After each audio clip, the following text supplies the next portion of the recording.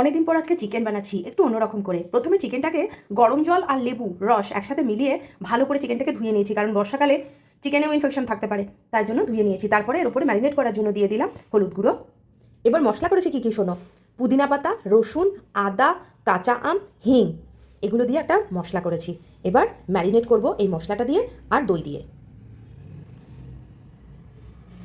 Marination করছি, তাহলে চিকেনের মধ্যে মশলাটা দিয়ে দিয়েছি, আর যেহেতু কাঁচা আম দিয়েছি আবার প্লাস দইও দেবো, তাই একটু চিনি দিয়েছি আর নুন দিয়েছি। আর কি দেবো, আর দেবো একটু সর্ষের তেল।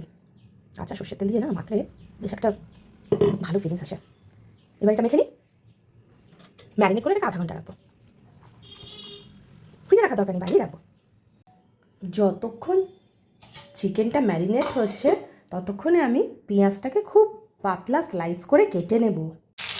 পেঁয়াজগুলো ভাজতে বসিয়ে দিলাম, খুব পাতলা স্লাইস করে পেঁয়াজগুলো কেটে নিয়ে এবার তেলের মধ্যে একটু এলাচ দারচিনি ফোড়ন দিয়ে পেঁয়াজগুলো ভাজতে বসিয়ে দিলাম। এরকম লাল করে পেঁয়াজটা মোটামুটি ভেজে নিলাম। ভেজে নিয়ে এরপরে দুটো পেঁয়াজ একটু গ্রাইন্ড করে রেখেছি, সেটা মিলিয়ে দিলাম।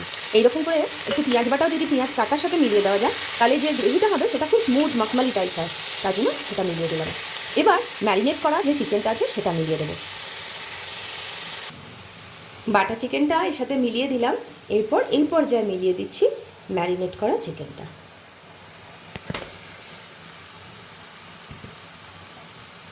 মিলিয়ে দিই। এবার মিলিয়ে ভালো করে নাড়া ঢাকা দিয়ে, একবার নাড়া দেবো একবার ঢাকা দেবো, এইভাবে নাড়া ঢাকা দিয়ে এটাকে কষিয়ে নেব যতক্ষণ না পর্যন্ত চিকেনটা ওয়েল কুকড হয়ে যাচ্ছে। আর যদি গ্রেভি রাখতে চাও একটু গরম জল দেবে, আর যদি না রাখতে চাও দেবে না। আমি তো কষা কষাই বানাবো। ঢাকাটা সরিয়ে দেখছি অনেক জল ছেড়েছে। জল তো ছাড়বে, এটা তো খুব অবভিয়াস, কারণ দই দেওয়া হয়েছে, জল তো ছাড়বে। এবার এই জলটা শুকাতে শুকাতেই রান্নাটা হয়ে যাবে, মানে চিকেনটা কুকড হয়ে যাবে জলটা শুকাতে শুকাতে। আমি আর ওপর থেকে এক্সট্রা কোনো জল দেবো না, কারণ আমার কষা চিকেন খাওয়ার আছে, গ্রেভি না। যাদের গ্রেভি খাওয়ার আছে তারা একটু গরম জল মিক্স করে দিও লাস্টে, ব্যাস তাহলেই হয়ে যাবে। এবার এটাকে ঢাকা দিয়ে আমি মাঝে মধ্যে নাড়াচাড়া করতে করতে এটা জলটাও শুকোবে, চিকেনটা কুকড হয়ে যাবে। So easy to cook. Chicken রান্না করা খুব সোজা, কিন্তু এটা একটু অন্যরকম, কারণ পুদিনা পাতা, কাঁচা আম সব কিছু দিয়ে বানানো হচ্ছে। এটার টেস্টটাও ইউনিক, আর চিকেন বানানোর প্রসেসটাও ইউনিকই বলতে পারি, তাই না? দেখো একদম জল শুকিয়ে গেছে, একদম কষা কষা চিকেন রেডি।